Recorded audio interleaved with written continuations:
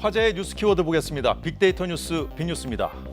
오늘자 7천여 건의 기사를 장식한 키워드들 보고 계신데요. 글자가 크고 굵을수록 언론에 많이 노출된 단어입니다. 그럼 정치부터 분야별로 키워드 보겠습니다. 트럼프 대통령의 코로나 확진 판정 뒤 한국 방문을 취소한 마이크 폼페이오 미국 국무장관도 보이는데요. 언론들은 폼페이오 장관이 일본, 호주, 인도 등 이른바 쿼드 회원국과의 회담에 기대감을 나타낸 사실을 전하면서 미국이 중국에 맞서기 위한 쿼드 회원국 간 결속을 강화하는 데 아시아 외교에 우선순위를 두고 있다고 분석했습니다. 폼페이오 장관과 통화한 강경화 외교부 장관. KBS 보도로 불거진 남편의 미국 여행 논란에 휩싸였는데요. 강 장관이 송구스럽다는 입장을 밝힌 가운데 언론들은 여당에서도 비판이 이어진 정치권 반응과 청와대 기류 등을 보도했습니다. 국민의힘의 주호영 원내대표는 왜 주요 키워드가 됐는지 보겠습니다. 주 원내대표 어제 기자간담회에서 군의 특수정보라며 북한 상부에서 762하라고 지시했고 이는 북한군 소총 구경을 지칭하는 것으로 사살하라는 지시가 분명히 있었다고 주장했는데요.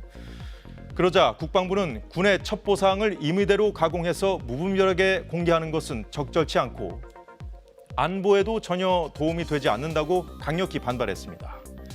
법적 대응도 검토 중이라는 군 관계자의 발언도 보도됐는데요. 여당 의원도 야당이 국가 기밀을 흘리고 있다고 비판하자 야당이 또 발끈하는 등 정쟁화되는 분위기입니다. 다음은 경제 뉴스 키워드인데요. 한국감정원이 9월 주택가격 동향을 발표했습니다. 지난달 서울의 주택 매매가는 0.27% 올라 0.42% 올랐던 8월보다 상승폭이 줄어든 반면 전셋값 상승폭은 0.41%로 0.43%였던 8월과 비슷해 여전히 강세를 보였습니다. 특히 전세가 상승이 전국적인 현상으로 번지면서 전국 주택 전세가 상승률은 5년 5개월 만에 최대폭을 기록했고요. 대형보다는 중소형 아파트의 전세가가 상대적으로 더 많이 오른 것으로 나타났습니다.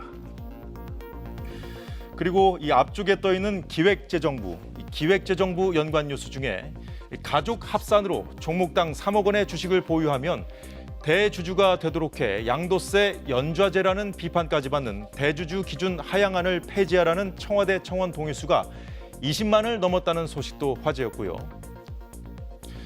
사회 뉴스를 장식한 키워드에는 이 박능우 장관과 보건복지부가 함께 올라와 있는데요. 박 장관을 비롯한 장 차관 얼굴을 전면에 내세운 복지부의 추석 인사 포스터로 논란이 일었습니다.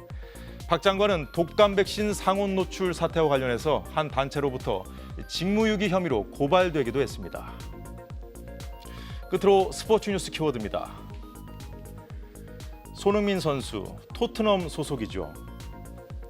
요즘 잉글랜드 프리미어리그에서 그야말로 펄펄 날아다니고 있는데요.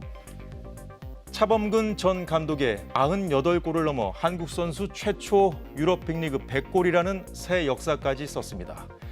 오늘 빅뉴스는 여기까지고요.